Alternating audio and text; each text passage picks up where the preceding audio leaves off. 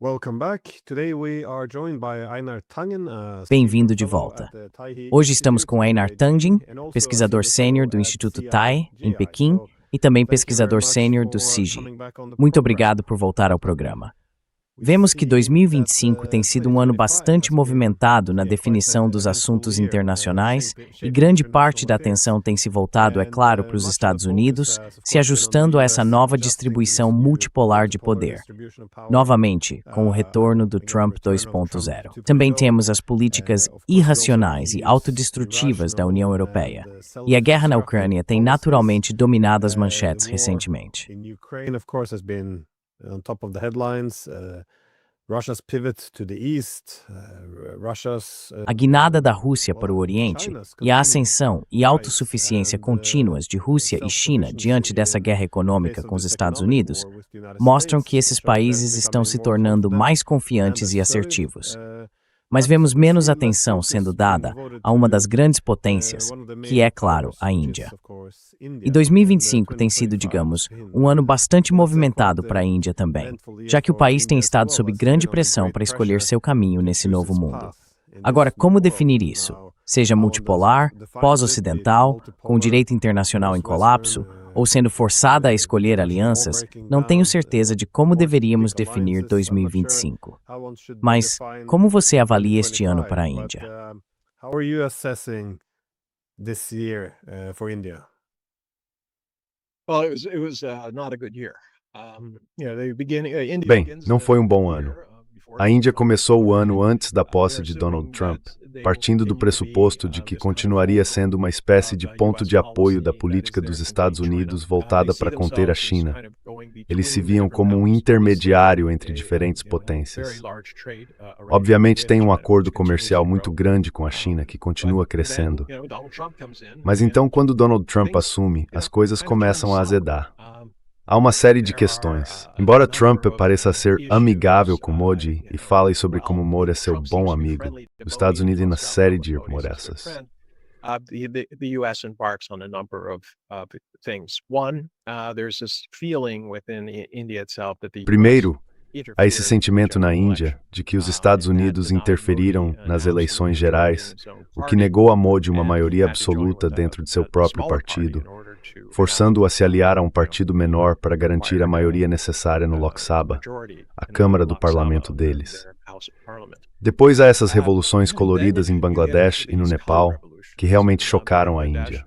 Eles veem os Estados Unidos, por meio de várias entidades como o National Endowment for Democracy, participando ativamente.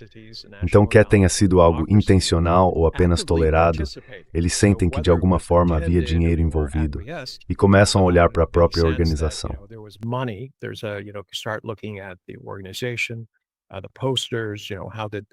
Os cartazes, como é que todas essas pessoas que não têm dinheiro conseguiram fazer cartazes padronizados e coisas assim?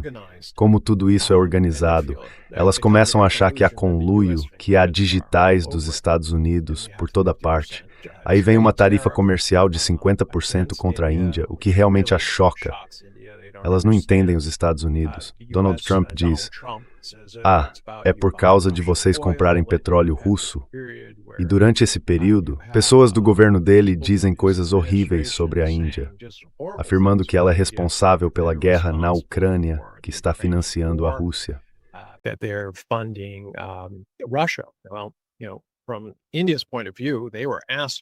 Bem, veja, do ponto de vista da Índia, os Estados Unidos e o governo Biden pediram que o país continuasse comprando petróleo russo, porque caso contrário, haveria um aumento de preços muito rápido e acentuado. Se você retira tanta energia do mercado, a única coisa que resta entre a oferta e a demanda é o aumento dos preços. Então, é claro, a Índia tem lucrado com isso. Mas tudo isso aconteceu sob a orientação de Washington. Depois surgiu o novo xerife na cidade, com Donald Trump, e tudo mudou. E há também a questão do Paquistão e da Índia terem travado aquela breve guerra, com Donald Trump afirmando que ele próprio resolveu o conflito e impediu uma catástrofe nuclear.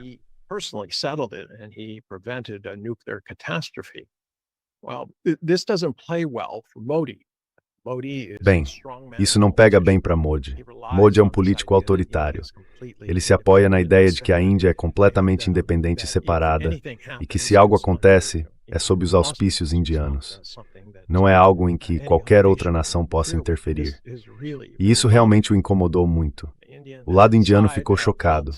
Eles não sabiam bem o que estava acontecendo. Ainda sentiam, sabe, que os Estados Unidos precisam da Índia para conter a China e ficaram surpresos. Realmente, não houve o tipo de reação que se poderia esperar. Então, você sabe, Donald Trump liga para Modi no aniversário dele e lhe deseja feliz aniversário e eles parecem ter uma troca muito cordial.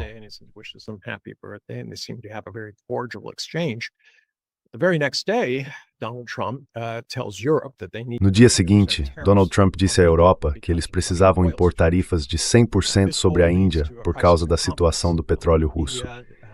Isso tudo levou a uma crise de confiança. A Índia havia apostado muito nos Estados Unidos e agora se via nessa situação em que dizia, bem, precisamos recuar. Eles têm sido muito lentos em agir. Obviamente, ele fez uma visita à Rússia, deu um grande abraço sorridente em Putin e depois teve outra reunião, tentando sinalizar que a Índia tem opções.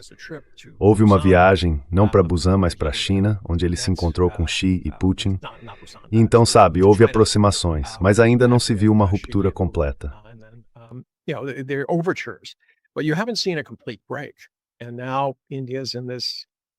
E agora a Índia está nessa situação constrangedora em que pode continuar correndo atrás dos Estados Unidos e aceitar qualquer tipo de abuso que lhe seja imposto, o que não é nada agradável. Ela pode tentar ser uma espécie de equilibradora entre a China e os Estados Unidos, mas apenas se, mais uma vez, os Estados Unidos quiserem cooperar nesse sentido.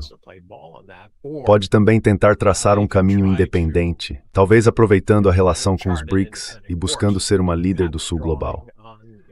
Todas essas opções têm prós e contras, mas não tem sido um bom ano para Modi em relação aos Estados Unidos.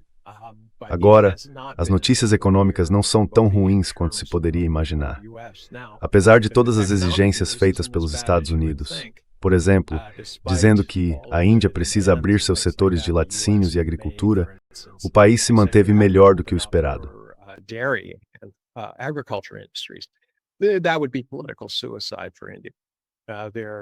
Isso seria um suicídio político para a Índia. Há centenas de milhões de agricultores lá, e isso ameaçaria seus meios de subsistência. Eles seriam arruinados. Na próxima eleição, eles fariam suas vozes serem ouvidas, e haveria um novo governo. Independentemente de quem fosse, eles não votariam em alguém que estivesse tirando seu sustento e sendo visto como fraco diante dos Estados Unidos. Então, muito problemático para eles. Eles ainda não se comprometeram com nenhum tipo de programa ou política real. Mas sabe, essa questão para mim é emblemática. Temos prestado atenção, como você disse, a Gaza, a Ucrânia, a Europa e as relações entre os Estados Unidos e a China.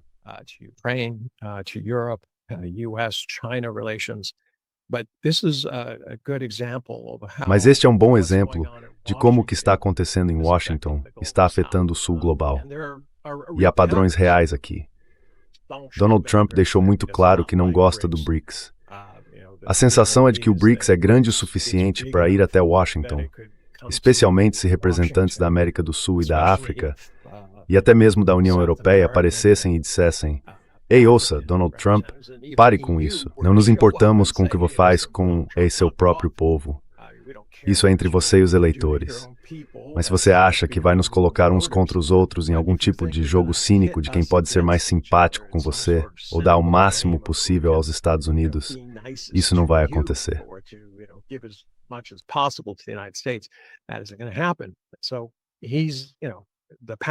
Então veja, o padrão é claro. A China e a Rússia estão obviamente na mira dele em termos de tarifas. Ele impôs 50% sobre o Brasil e 30% sobre a África do Sul. Ele está dizendo que não vai ao G20 no próximo ano porque acusa o país de ser uma espécie de regime de apartheid contra brancos na África do Sul. Então parece que há algo coordenado aqui. Se olharmos de forma mais ampla, é que ele não gosta do BRICS, quer enfraquecê-lo. Ele não tem sido discreto ao dizer isso. Portanto, vemos uma verdadeira convulsão em que os Estados Unidos tentam usar o medo e a intimidação contra países do terceiro mundo para colocá-los em linha.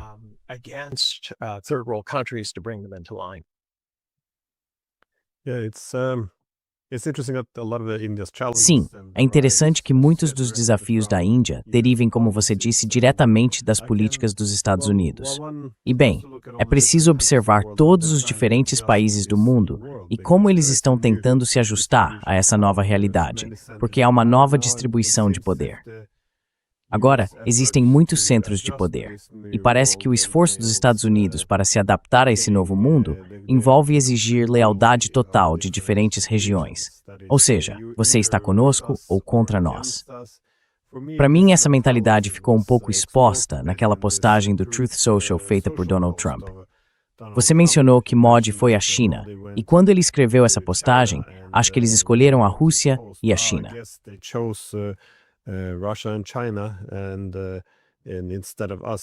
E em vez de nós, bem, espero que eles fiquem felizes. É um tipo de mentalidade em que ele não aceitou nem reconheceu realmente que a Índia vê isso não como uma guerra fria, que não existem apenas dois centros de poder. Ela quer ser um polo de poder independente, o que significa que precisa ser não alinhada. Quer lidar com todos os lados. Mas inicialmente os americanos parecem ter um bom parceiro na Índia, se aceitarem essas premissas básicas, de que ela quer lidar com todos, porque a Índia não quer ver a China se tornar forte demais. No entanto, ainda quer trabalhar com a China no BRICS e deseja formar laços econômicos e políticos mais estreitos com a Rússia.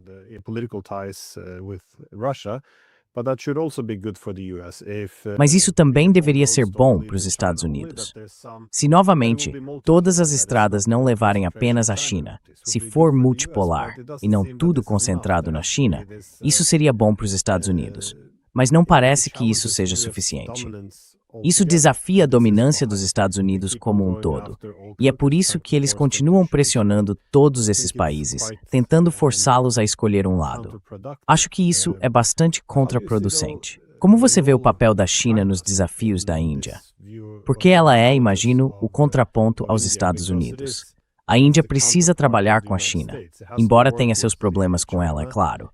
Como esse relacionamento está sendo desafiado? How is this relationship being challenged? Bem, depende do ponto de vista de onde você está olhando. Quero dizer, para a Índia, como eu disse, Modi foi a Tianjin. Ele se encontrou com Putin e Xi. E veja, ele tem duas opções. Ele pode se comprometer dizendo, olha, é hora de o BRICS se levantar. Lembre-se de que tem sido a Índia, dentro do BRICS, que tem sido muito reticente em desafiar diretamente os Estados Unidos. Eles se certificam de que, se houver um comunicado conjunto, os Estados Unidos e Donald Trump não sejam mencionados diretamente. Eles não querem pressionar por sanções. Não têm insistido fortemente em uma moeda alternativa. Basicamente, têm estado mais do lado dos Estados Unidos. Então, quando ele é confrontado, você pensaria que ele faria isso. Mas há um sentimento forte, e lembro-me de ter discutido isso em vários programas de televisão indianos, de que há aqui uma escolha muito clara.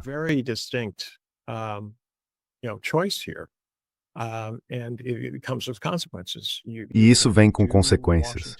Você pode fazer o que Washington quer e tentar usar a China e a Rússia como forma de pressão. Eu disse que não acho que isso vá funcionar.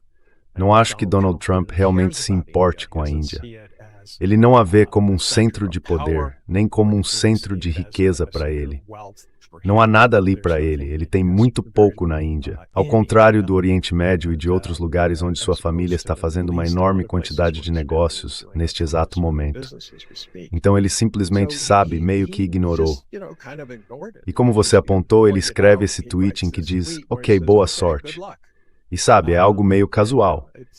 E isso realmente incomoda a Índia, porque eles pensam, bem, deveríamos ter influência, eles deveriam voltar para nós e dizer, ei, escuta, talvez tenhamos sido um pouco duros, vamos resolver isso.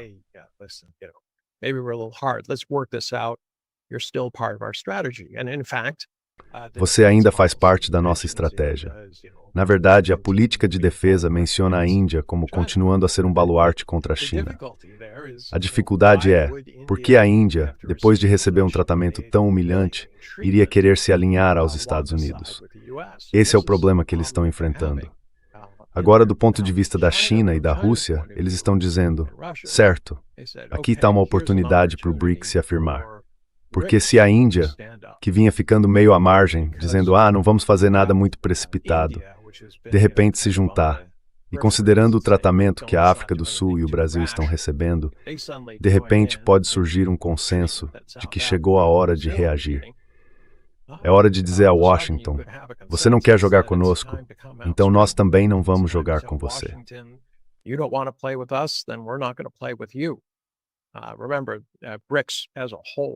Lembre-se de que o BRICS como um todo é muito maior do que os Estados Unidos. E os Estados Unidos têm muitos interesses comerciais, muito comércio em andamento. O país ainda é o segundo maior exportador do mundo. Então, sob essa perspectiva, eles teriam muito poder contra Donald Trump.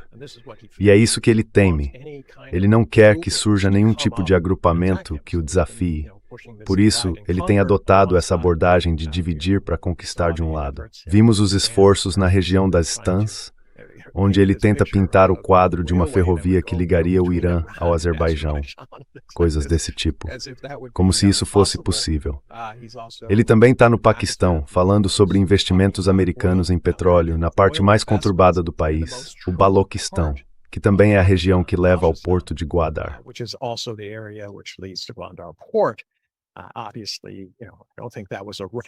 Obviamente, sabe, não acho que isso tenha sido algum tipo de estratégia aleatória e alegre. Basicamente foi algo voltado para atrapalhar a iniciativa do Cinturão e Rota, na qual a China vem trabalhando. Então veja, todas essas ações indiretas, a China está apenas dizendo, certo, pense sobre isso e tire suas próprias conclusões. Índia, não estamos forçando você a fazer nada, mas se continuar jogando no meio ou ao lado dos Estados Unidos, vai receber o mesmo tipo de tratamento. O que chamou a atenção quando Putin foi recentemente à Índia foi que ele apareceu com um time completo. Levou sua equipe econômica, de agricultura a mineração. Eles estavam discutindo todos os acordos que poderiam fazer. Não está claro se algo já foi definido.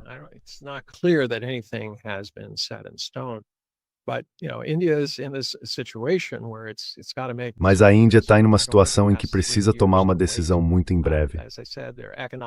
Não acho que ela tenha 3 anos para esperar. Como eu disse, a economia deles neste ano tem sido bem boa. Eles exportaram apesar de todas as tarifas e de toda a incerteza. Atraíram algum investimento estrangeiro direto e coisas do tipo, já que as pessoas estão tentando encontrar opções mais previsíveis do que talvez os Estados Unidos. Então, a China está meio que em modo de observação. Agora, por outro lado, há fatores de atrito. A China tem pressionado algumas vezes por causa de pessoas que foram detidas, aquelas que faziam alusões ou tinham certidão de nascimento de uma permit-to-thee, de uma parte da Índia que é controlada pela Índia, mas reivindicada pela China. E isso tem ganhado destaque na mídia indiana.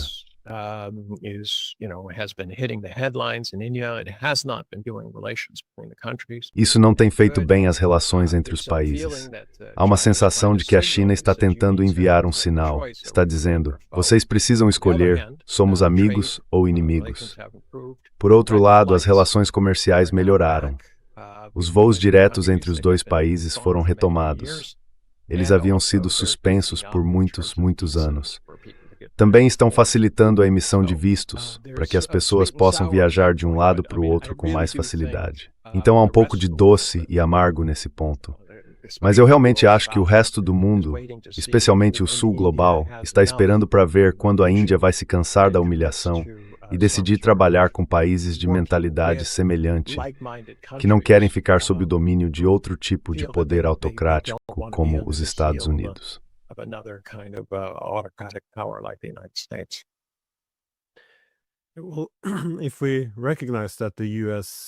Bem, se reconhecermos que a principal abordagem dos Estados Unidos é novamente a clássica dividir para governar, ou seja, impedir que o BRICS forme um poder central alternativo e, claro, tirar proveito das divisões, Então eu sempre defendi que o mais importante, se quisermos uma Eurásia estável e integrada, com uma arquitetura econômica que permita aos países cooperar mais e administrar a competição de forma pacífica, é que as duas principais peças que precisam se encaixar são a Índia e a China, considerando que a Rússia mantém boas relações com ambas. Mas o que você acha que a China pode fazer?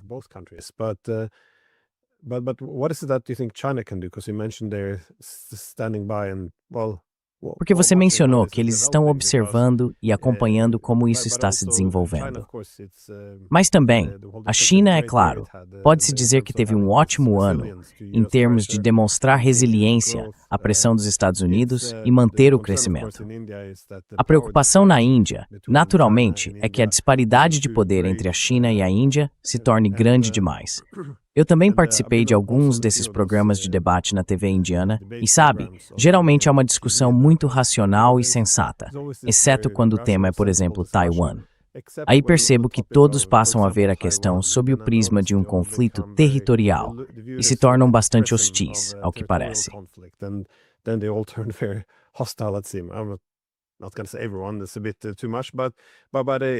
Não vou dizer que é todo mundo, isso seria um pouco demais, mas parece que as questões de fronteira são um problema, e a disparidade econômica também é um problema. Você vê alguma iniciativa por parte da Índia para tentar aliviar um pouco isso ou encontrar soluções? Porque este pode ser um momento de oportunidade, quando o hegemon pressiona demais por lealdades. É nesse momento que soluções multipolares podem realmente abrir portas para países como a Índia, que não vai ser anti-americana, mas também não quer cair sob controle hegemônico. Você vê alguma iniciativa do lado chinês? Do you see any initiatives there on the Chinese side? From China's side, they just keep talking Do about lado da trade, China, trying to eles figure out ways continuam to falando buy sobre more comércio from India. The problem e tentando is, descobrir maneiras de India comprar does mais not da have a Índia. tremendous amount of things O to problema é que a offer, Índia não tem muito a China. oferecer à China China. is factory of the Quero dizer, a world. China é a They fábrica do produce, mundo. very, Eles very produzem de efficiently, forma muito efficiently, eficiente. and they, E suas empresas operam com businesses margens work on muito much menores lower do que as empresas margins, ocidentais, ou than most praticamente than qualquer outra no mundo. practically any other, Quero dizer, eles business aceitam um in retorno any sobre o other country in the investimento de world. 2 ou They'll go down 3%. to Isso é 2, realmente 3% baixo. return on Nos Estados investment. Unidos, se você That não is mostrar um really, retorno really de low. In the United 8%, States, if you não don't vai show an conseguir 8% return, you're not financiamento, gonna get seja good privado ou financing, bancário. either privately Talvez through a aceitem bank. 7%, mas se você disser, veja, meu negócio vai render 7%, 2%, but if you esqueça. say, oh, look, my business is going to make 2%. All right, like, you need to go somewhere else, sir. We don't O senhor precisa ir a outro lugar. Nós não atendemos esse tipo de negócio. A China está em uma posição em que não será facilmente superada, e a Índia precisa encontrar uma maneira de fazer isso. A China está disposta a comprar, mas não é o governo que vai comprar da Índia, são os consumidores. A China tem um enorme mercado consumidor, mas é preciso atendê-lo. Não dá para simplesmente dizer, aqui está algo da Índia, compre. Então há muito trabalho a ser feito nesse sentido. Há preocupações reais na Índia, e é compreensível, sobre a influência regional. Eles veem o comércio da China com mais de 150 países que fazem parte da iniciativa do Cinturão e Rota, e muitos deles têm a China como seu principal parceiro comercial. E isso é muito difícil de competir. And that's very hard to compete with. And the irony is that India. E veja só, a ironia é que a Índia estava preocupada com a influência chinesa sobre Bangladesh, Nepal e esses países vizinhos. E acontece que foram os Estados Unidos que minaram essas relações. Então quero dizer, a Índia ainda está tentando descobrir como vai lidar com isso. Há também uma verdadeira divisão cultural. Os chineses tendem a ser amigáveis no início e, quando chegam aos detalhes, partem para negociações duras, de punhos de ferro. A abordagem indiana é diferente. Eles começam dizendo, bem, o que vocês nos oferecem? E fazem parecer que você lhes deve algo, que você deve algo à Índia. E isso não agrada à China. Eles dizem, olha, estamos aqui para negociar, não devemos nada a vocês. Se não quiserem negociar, tudo bem, vamos embora. O que vocês estão fazendo? The Indians, what are you doing? You're not being sincere. You're not being friendly. You should offer something. Você não está sendo sincero, você não está sendo amigável, você deveria oferecer algo. Bem, os chineses aprendem que não se faz a primeira oferta. É preciso identificar áreas onde possa haver troca mútua.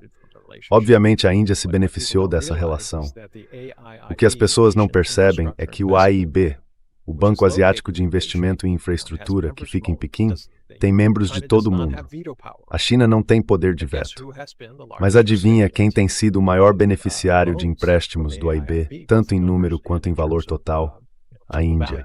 Portanto, não se pode dizer que a China esteja guardando algum ressentimento contra eles.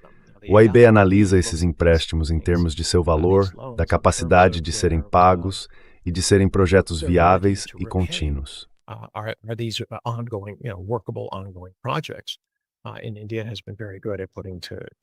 E a Índia tem sido muito boa em montar projetos que demonstram viabilidade e por isso consegue os empréstimos. Mas a Índia precisa de muito mais disso. Temos um país onde, como você sabe, muitas empresas têm problemas para se instalar porque há quedas de energia programadas e às vezes apagões. Então, como é possível administrar uma fábrica se por 4 a 6 horas por dia você não pode operar ou se suas máquinas funcionam abaixo do ideal? É preciso ter geradores a diesel ou algo parecido para compensar. Isso aumenta os custos. Portanto, a Índia precisa encontrar um nicho para si mesma e não pode esperar que nenhum outro país, seja os Estados Unidos, a Europa ou a China, resolva seus problemas internos.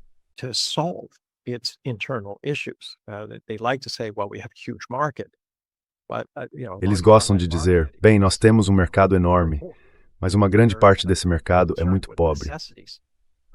Essas pessoas estão preocupadas com necessidades básicas, não com questões de economia de escolha, produtos, serviços e coisas do tipo.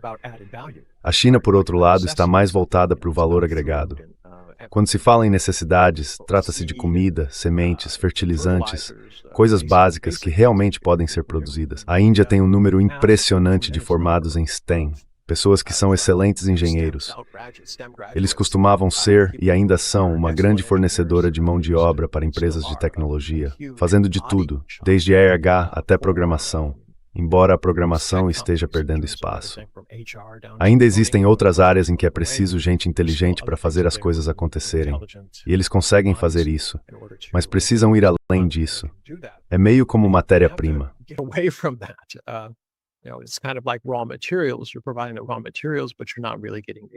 Você está fornecendo matérias-primas, mas não está realmente obtendo valor agregado. Se você está exportando café agora, o preço do café sobe. Mas adivinha, os agricultores é que sofrem a pressão. Os preços que eles recebem caem. É a mesma coisa com a Índia, a pressão sobre os salários e coisas do tipo. Eles não estão conseguindo mais negócios. E os negócios que existem, por causa de como a economia mundial está apertada, você sabe, os preços estão caindo. Os salários não estão subindo de forma estratosférica, exceto em algumas áreas. Então a Índia precisa resolver isso. Não é algo que outra pessoa possa vir e consertar. Acho que a Índia está em posição, com sua população jovem e suas instituições de ensino, de fazer mais no desenvolvimento de seus próprios produtos.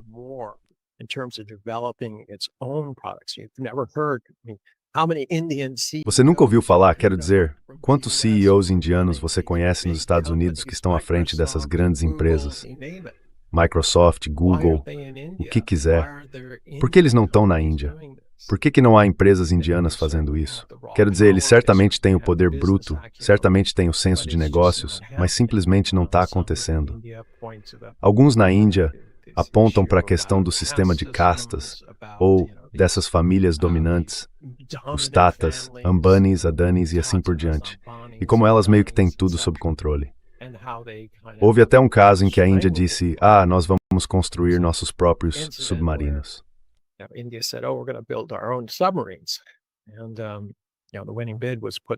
E veja, a proposta vencedora foi apresentada por uma grande família que havia aberto uma empresa alegando que poderia fabricar submarinos apenas algumas semanas antes da licitação. Há dúvidas reais sobre se isso é capitalismo de compadrio e coisas do tipo. Portanto, há questões internas que a Índia precisa resolver, e ela precisa ter sua própria estratégia. A China não está dizendo o que ela deve fazer. Os consumidores chineses certamente estão dispostos a comprar qualquer coisa, mas se as relações entre os países piorarem, você verá os consumidores chineses se voltarem contra ela, como já aconteceu com o Japão. Há muito sentimento no momento em relação aos japoneses depois das declarações do primeiro-ministro.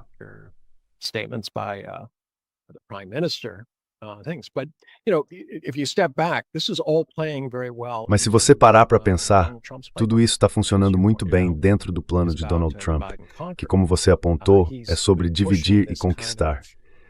Ele vem promovendo essa ideia de vou tomar tudo da Groenlândia até a Argentina. É meu, uma espécie de versão ampliada de um ato anterior. Esqueci o nome, era o de um presidente que basicamente disse: olha, a América do Sul nos pertence, e se alguém for até lá, é um ato de guerra. Agora estão estendendo isso para a doutrina Monroe e o discurso de Monroe.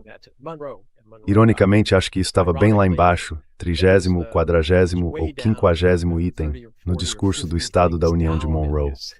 Era quase uma observação jogada. Ah, e a propósito, Europa, fique longe da América do Sul.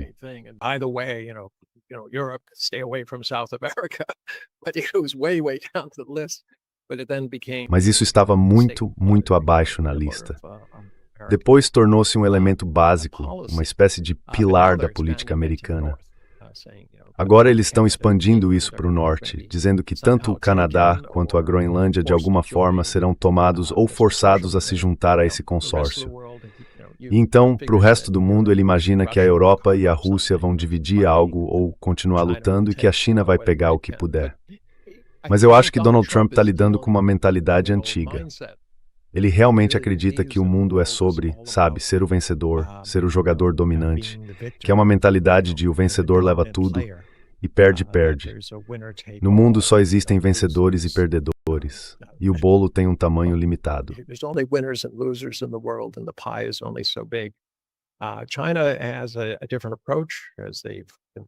A China tem uma abordagem diferente, como vem promovendo. Eles dizem segurança, desenvolvimento, governança global e também essas iniciativas de civilização que querem usar para substituir a ideologia, em vez de dizer aos países o que eles devem ser. Em termos de ideologia, eles apenas dizem, olha, estas são as coisas que queremos: segurança, desenvolvimento, respeito e maneiras de resolver nossas diferenças com diálogo, não com tanques. Então, este é o modo como o mundo é visto do ponto de vista da China. Pelo menos é o que eles vêm dizendo nos últimos 12 anos, desde 2013, e a iniciativa do Cinturão e Rota. Mas voltando a essa questão, o que a Índia pode fazer?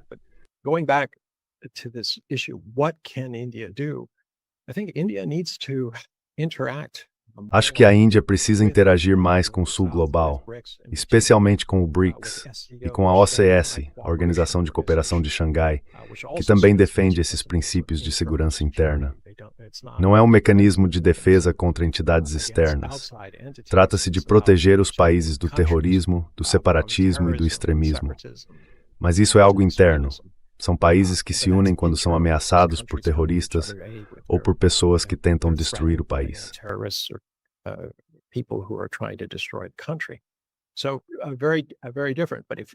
Então, muito diferente. Mas se a Índia assinasse isso com os BRICS, junto com os outros membros do grupo, e tudo se unisse, isso poderia ter um efeito profundo. As pessoas dizem, bem, qual é a diferença? Eles vão tentar enfrentar Washington, e então você entra em uma situação prolongada, talvez uma nova Guerra Fria, e tudo dá errado. Eu discordo. Acho que há algumas coisas que a Índia pode fazer.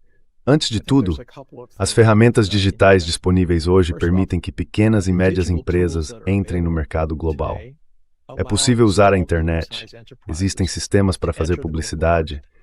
Se você produz um bom mel, pode encontrar pessoas em vários grupos no Facebook, Instagram, Reddit, em todos esses lugares onde as pessoas falam sobre mel.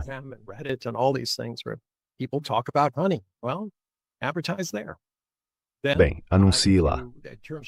Depois, em termos de logística, os sistemas já estão em funcionamento. As coisas podem ser enviadas pelo mundo todo muito rapidamente. E existem plataformas de pagamento que garantem que você realmente receba o pagamento e que o consumidor receba os produtos pelos quais pagou. Então esse é um ponto em que a Índia, que como sabemos tem alguns grandes conglomerados familiares, mas em sua maioria pequenos negócios, realmente teria uma oportunidade. Em segundo lugar, ao trabalhar com os BRICS, acho que eles poderiam unir o Sul global e dizer, olhem, é hora de transformar a maldição dos recursos em uma fonte de recursos. E com isso quero dizer reunir essas, e já falei sobre isso antes nesse programa, reunir essas forças.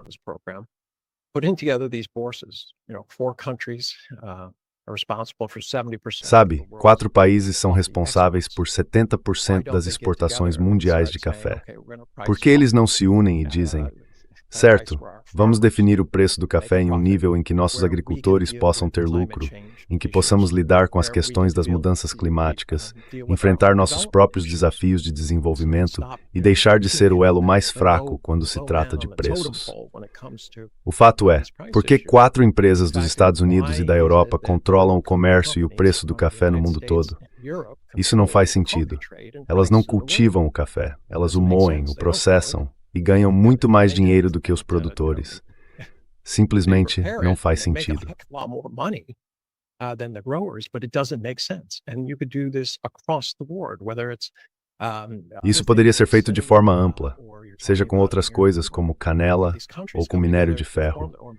Se esses países se unirem para formar suas próprias bolsas, assim como a OPEP fez com o petróleo, isso poderia fazer uma diferença profunda, especialmente para o sul global. Quero dizer, você viu. Tenho certeza de que ficou chocado com o que aconteceu na COP30. Quero dizer nada. Foi um sinal para o resto do mundo de que a ajuda não virá. Promessas vazias não criam iniciativas de combate às mudanças climáticas. E não virá nada dos países, especialmente dos grandes, que estão crescendo em um ritmo mais lento do que os países em desenvolvimento.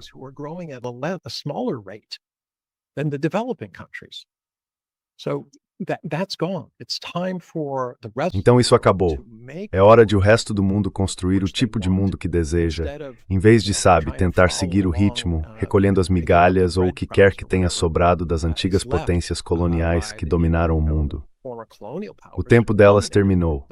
Elas não estão dispostas a contribuir com nada. E isso ficou bem claro na COP30. A oportunidade da Índia aqui, e o motivo de ser tão única, é que os Estados Unidos basicamente davam como certo que ela participaria do esforço de conter a China. Agora ela pode se tornar uma grande protagonista, uma líder na transformação da governança e da economia globais, de um modo que os Estados Unidos teriam de respeitar.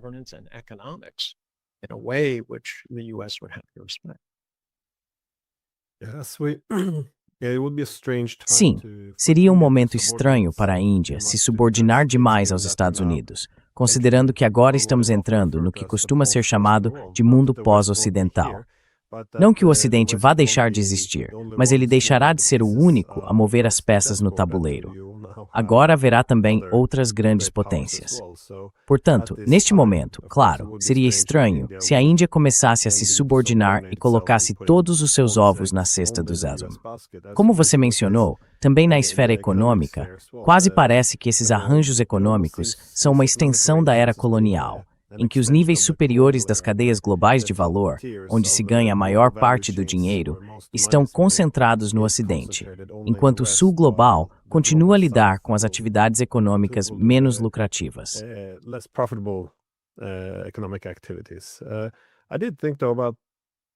Mas eu pensei, no entanto, sobre a questão da fronteira, porque para os russos, eles tomaram uma decisão há mais de 20 anos. Vimos no início dos anos 2000 que eles olharam para a China e reconheceram que os chineses estavam ficando mais poderosos a cada dia, o que significava que a relação mudaria e que poderiam seguir 2 caminhos diferentes. Poderiam se prender ao vagão chinês, melhorar suas relações e crescer pacificamente juntos, ou tentar impedir isso, ao estilo americano. Mas os russos a primeira opção, então analisaram todas as disputas de fronteira que tinham, que eram profundamente problemáticas. which were deeply problematic. This could fuel Isso poderia alimentar a competição. Poderia ser algo racional, em termos de interesses econômicos concorrentes, ou simplesmente irracional, em termos de alimentar sentimentos nacionalistas, o que torna impossível manter relações cordiais. Além disso, isso pode ser explorado, é claro, por terceiros, o que se vê hoje em dia.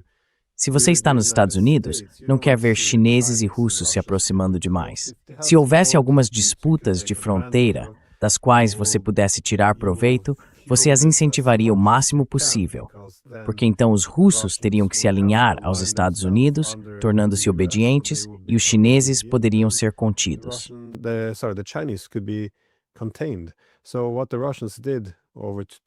Então, o que os russos fizeram há mais de 20 anos foi começar a resolver todas essas questões. O último acordo foi em 2008, quando eles basicamente concluíram todos os entendimentos. Esse acordo envolveu os russos realmente entregando uma grande quantidade de território à China, que antes era disputado. E para ser justo, se olharmos para a história, os russos haviam tomado uma grande parte do território chinês. Então, sabe, pode-se dizer que ficou tudo equilibrado, e isso é justo. Mas, essencialmente, os russos olharam para a situação e disseram, bem, amanhã os chineses serão mais poderosos do que hoje, então é melhor fazer um acordo agora do que mais tarde. E foi o que fizeram.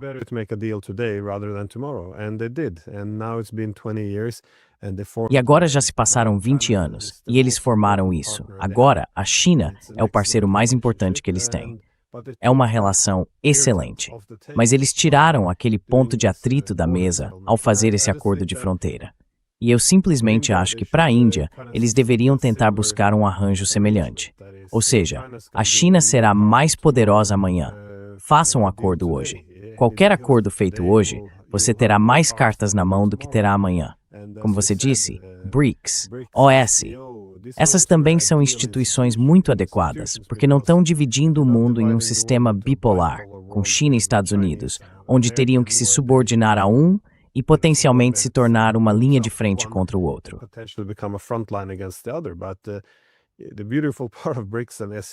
A parte mais interessante do BRICS e da OCS é que você tem todas essas grandes potências se unindo. Nessas instituições, a China será a maior economia, mas não poderá dominar. Se você tem uma organização enorme como o BRICS, e inclui Rússia, Índia, Indonésia, várias grandes potências, incluindo o Brasil, a China não pode ditar tudo. É assim que se faz.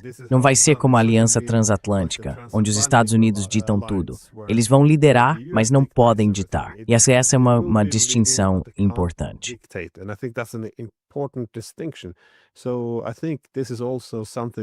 Então, acho que isso também é algo pelo qual a Índia deveria lutar. E ela não faz isso. Não faz. E se você ouvir os principais países do BRICS e da OCS, eles também não querem que isso se torne um bloco anti-americano. Isso é perfeito para a Índia, porque ela quer ser não alinhada. Ela quer a multipolaridade.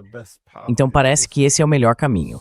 Basta resolver a disputa de fronteira com os chineses e depois formar e consolidar essas instituições multipolares fortes. Mesmo que a China, no futuro, começasse a buscar um papel hegemônico ao estilo americano, ainda existiria esse sistema multipolar, e a Índia poderia se aproximar um pouco de outros centros de poder. Assim, a China sempre estaria ciente desse mecanismo, porque no momento, os chineses estão muito satisfeitos com a existência de um sistema multipolar. Eles não buscam ser a potência hegemônica. Portanto, enquanto forem criadas instituições que garantam que isso continue assim, essa seria a vapor para a Índia. Pelo menos é o que me parece.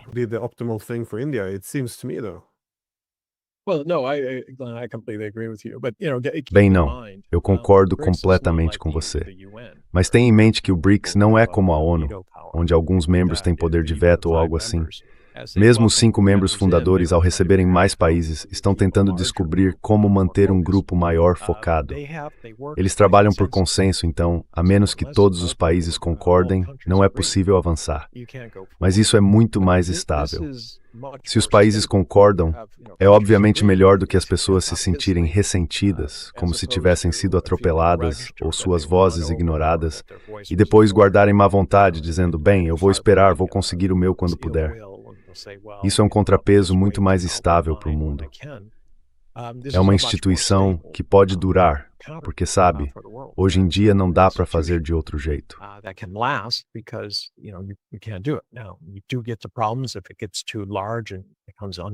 Você realmente enfrenta problemas se algo ficar grande demais e se tornar difícil de manejar, meio como a ONU.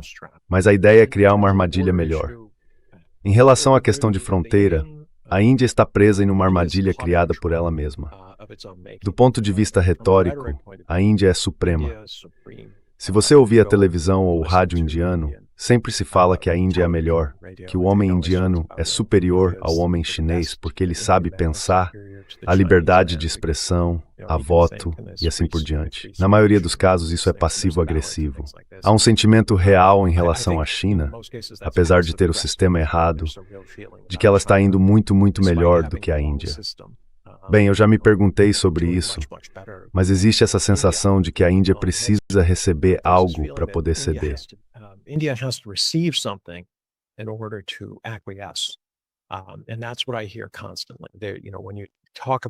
E é isso que ouço constantemente por lá.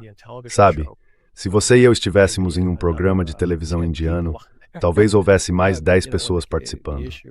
Mas quando o tema da disputa de fronteira surgisse, eles simplesmente diriam, certo, o que a China está oferecendo? Exigimos todas as nossas terras de volta. E essa imagem de homem forte que Modi cultivou, é muito difícil para ele ceder em qualquer questão, porque ele é o cara dominante. É ele quem faz as coisas acontecerem, e acontecem nos termos dele. Então é muito, muito difícil. Espero que a China perceba a sabedoria nisso. Não é só a Índia. A China precisa encontrar maneiras melhores de lidar com a Índia, sabendo muito bem que a Índia tem uma abordagem diferente. Eles precisam superar os obstáculos culturais e dizer, certo, por que não tentamos isso?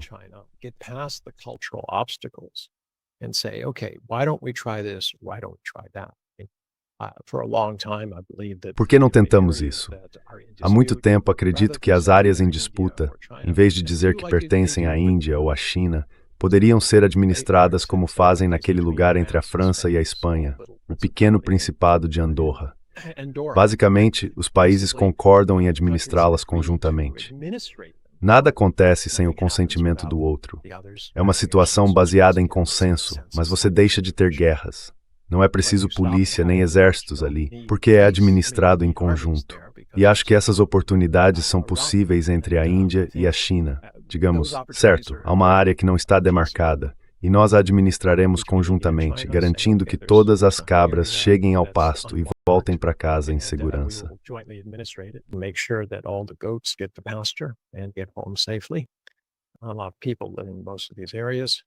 Muitas pessoas vivem na maioria dessas áreas, e isso também poderia ser aplicado ao Mar do Sul da China e a qualquer outro lugar onde existam disputas territoriais.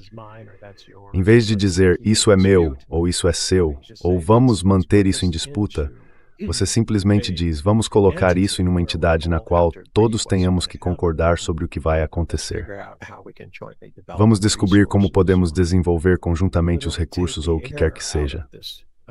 Literalmente tirar o ar desse balão para garantir que possamos negociar pacificamente e seguir em frente. Sabe, a questão é, quem vai começar? Eu realmente acho, infelizmente, que é a China que vai ter que encontrar uma forma de trazer a Índia para a mesa e fazê-la se sentir mais confortável, porque é o país maior. Esse é o problema com a Índia.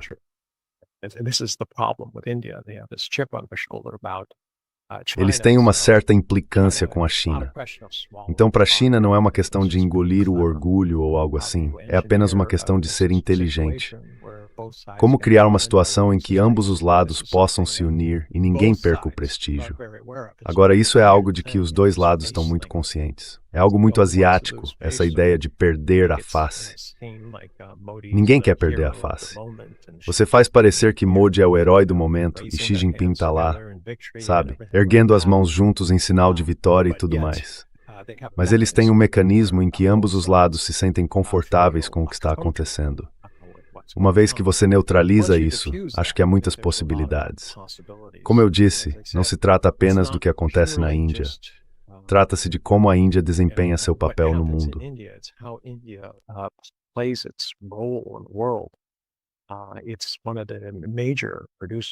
É um dos principais produtores de medicamentos genéricos, e há uma grande quantidade deles chegando ao mercado como genéricos, porque suas proteções de propriedade intelectual estão expirando. Eles já são um grande fornecedor para o mundo.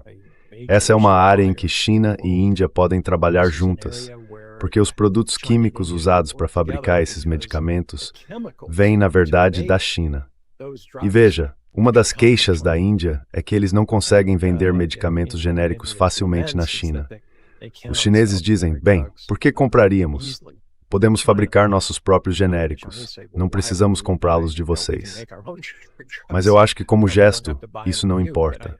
Desde que o preço seja justo, eles deveriam poder competir na China. Contanto que exista uma política nesse sentido, isso já seria um grande passo para dar, digamos, you that are hedgibly brave there is you do straining. Plausibility in terms of some wins. Global diplomacy A diplomacia global em tempos de multipolaridade exige muito mais compreensão e sutileza do que a diplomacia das grandes potências, em que você simplesmente se aproxima de alguém e diz, se você não fizer isso, eu vou te bombardear com uma bomba nuclear. A abordagem de Donald Trump, como vimos, mais recentemente na África, na Nigéria, é difícil de acreditar. Ele está bombardeando áreas que não têm nada a ver com o ISIS e depois chama isso de grande vitória. Isso é pura intimidação. É como dizer, eu vejo você e atiro no cara atrás de você como uma lição para você. Essa pessoa não tem nada a ver com a disputa. Mas esse é o tipo de tática de estilo mafioso que Donald Trump acha eficaz. Acho que os chineses precisam apresentar uma alternativa melhor. E apresentaram. Eles demonstraram eficácia.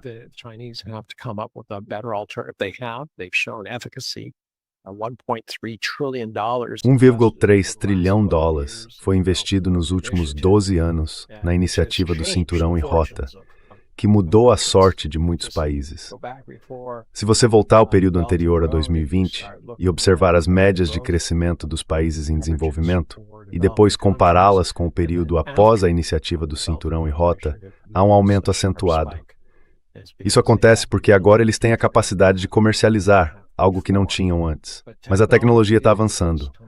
Só que é preciso haver muito mais compreensão desse tipo de questão por parte de Washington. É uma loucura. E, infelizmente, tenho que dizer que estou desapontado com os europeus.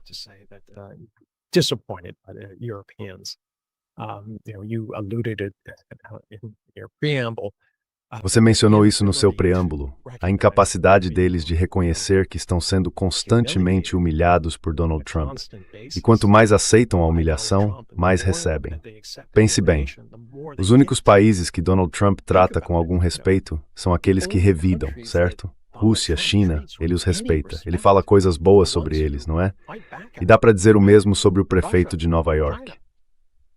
As pessoas sempre me perguntam, por que você acha que ele foi tão simpático com o cara, o prefeito de Nova York? Quer dizer, ele disse coisas terríveis sobre esse sujeito. Eu disse, bem, pense do ponto de vista de Donald Trump.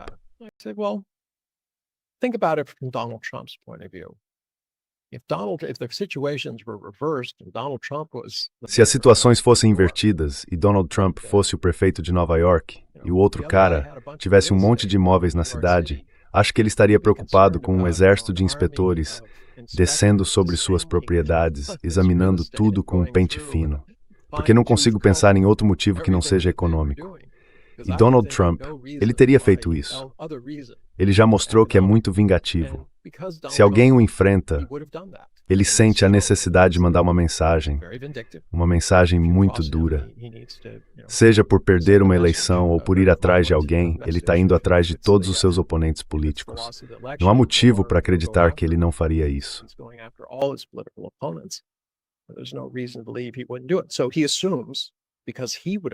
Então ele presume, porque ele teria feito isso, que os outros farão o mesmo. Mas essa é a diferença clássica aqui. Nós realmente vimos Donald Trump mostrar suas cartas, e são as cartas de um valentão. E a questão é, o mundo quer continuar nesse sistema, ou já teve o suficiente? Chegou ao ponto, e isso afeta diretamente a Índia, em que a Índia percebe que não há esperança em lidar com os Estados Unidos. Não nesse nível, não sozinha. É desigual. É assimétrico. É hora de chamar a cavalaria, de começar a trabalhar em grupo e ter poder real para lidar com Donald Trump. E finalmente você ganhará o respeito dele, porque ele só respeita quem o enfrenta.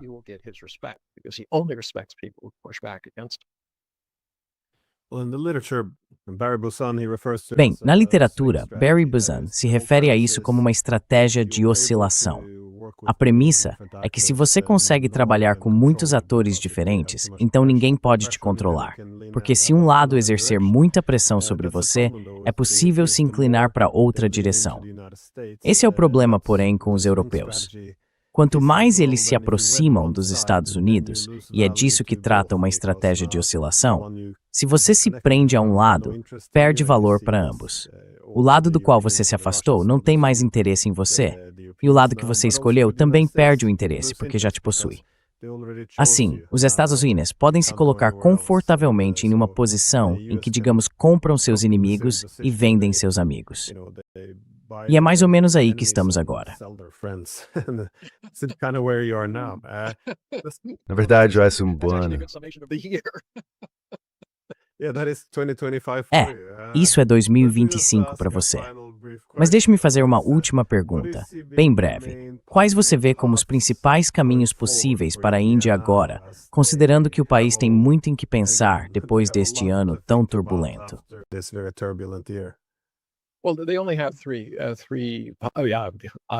Bem, ele só tem 3. Obviamente não posso abordar todas, mas há 3 direções principais.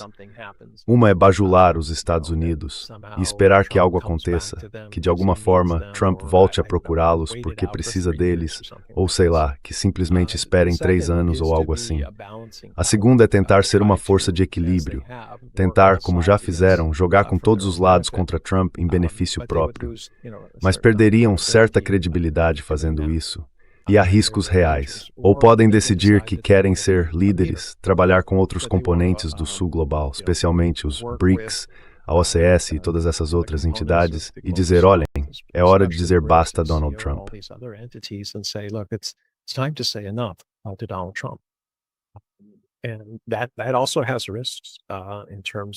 E isso também traz riscos em termos de consequências econômicas no curto prazo. Mas eles já estão sentindo isso. Quero dizer, o que mais pode acontecer? Assim que você chega a 50%, não há comércio. Uma tarifa de 50% significa que outra pessoa vai produzir. Eles vão comprar de outro fornecedor. Então as consequências agora são muito pequenas para a Índia. Eles poderiam dizer, bem, precisamos de um novo protetor, mas eles já têm o guarda-chuva nuclear. Eles podem se preocupar com questões regionais, mas se estiverem agindo sob, agora volto ao que você disse, se a China pressionar demais em alguma questão, eles podem recorrer aos outros países da região e dizer, ei, escutem, nenhum de nós quer ser intimidado novamente.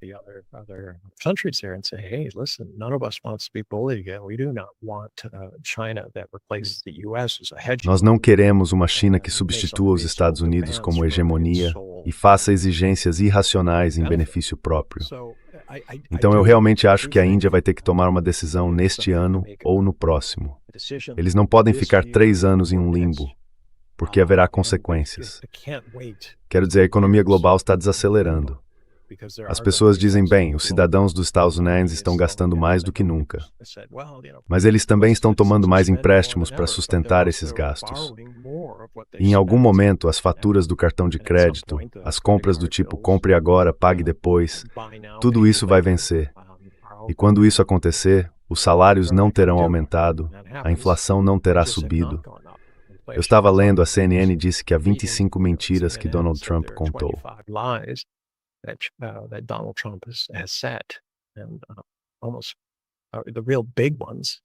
E quase todos os grandes casos têm sido no lado doméstico. É apenas negar que as coisas estão tão ruins, tentar fazer as pessoas se sentirem confiantes, mesmo sem ter os meios para viver com confiança. Então, a Índia provavelmente deveria observar isso e enxergar a realidade de que os Estados Unidos estão por um fio, entre dívidas e a perda de poder brando no cenário global. Não é só a Índia que está sendo tratada dessa forma. É hora de as pessoas comuns, a classe média, se unirem e dizerem ao valentão que é hora de parar, que as coisas não devem ser assim. O mundo simplesmente não funciona dessa maneira. Espero que percebam isso em pouco tempo. Mas, como eu disse, não é algo que a Índia possa fazer sozinha. As I said, it's not just something India can do by itself. There has to be overtures. I was hoping Russia, China. Tem que haver algumas iniciativas. Eu esperava que Rússia, China, Brasil e África do Sul pudessem se sentar e dizer: ouçam, o que vamos fazer em relação a esse cara? Não dá para continuar assim por mais 3 anos. A guerra na Ucrânia não vai desaparecer por causa da intervenção de Donald Trump. É isso que eles têm na Flórida com essas conversas paralelas. Eu nem sei o que isso significa. Nem todas as partes estão presentes e ninguém confia em ninguém. Então, como é possível chegar a um tratado de paz quando não há nenhuma confiança? Muito disso remonta ao acordo intermediado por Hollande e Merkel da primeira vez, em 2014, quando eles mentiram. Eles nunca tiveram a intenção de cumprir nenhum tipo de plano de paz.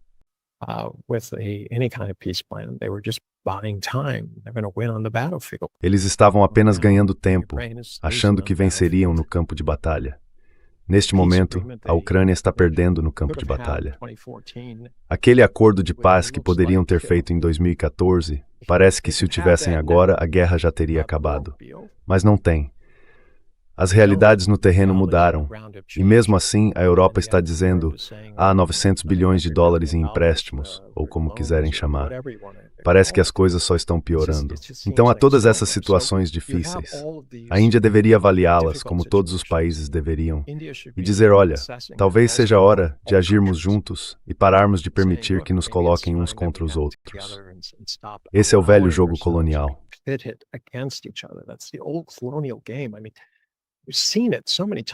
Quero dizer, já vimos isso tantas vezes antes. Como é possível que as pessoas não consigam enxergar algo tão transparente? Donald Trump não é sutil na maneira como faz as coisas. Ele é um martelo, pregos e tudo mais. Está sempre na sua cara. Então espero que isso aconteça. E o motivo é que isso seria bom para os Estados Unidos, porque colocaria o país em uma posição em que perceberia que não está mais governando o mundo. É parte do mundo. Aí poderia começar a focar em seu próprio crescimento econômico, em vez de tentar exportar mais armas e munições para países que realmente não precisam delas. Eles precisam de estímulo econômico, não precisam de mais mísseis.